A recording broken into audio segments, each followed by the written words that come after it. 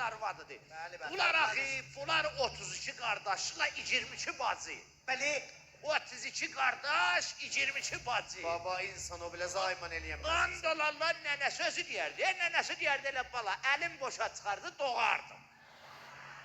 Deyər elə gedərdim çeşmə başında, paltar yuvardım, durardım əlimdə, doğardım, durardım ayaq.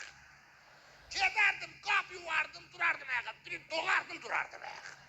Deyər arvatlarla danışadı, bacı versin, nə var, nə tərsə, nə qarəsə, nə qarəsə, icazə ver bacı, mən əlimdə birim, doğum gəlim danışaqdı. Deyər, hələ birin doğardı, birin boğardım. Bunun nənəsi ilə dədəsi hələ bir-biri ilə küsülü idilər, ha. Gör bunlar bir-biri ilə küsül olmasaydılar, bunlar neçədən idilər. Bax, görün mənə, Hə. mənim nənəm doğub, sancısın sən niyə çəksən? Qədimdən deyərlər, bəni Adəm əza yeşikər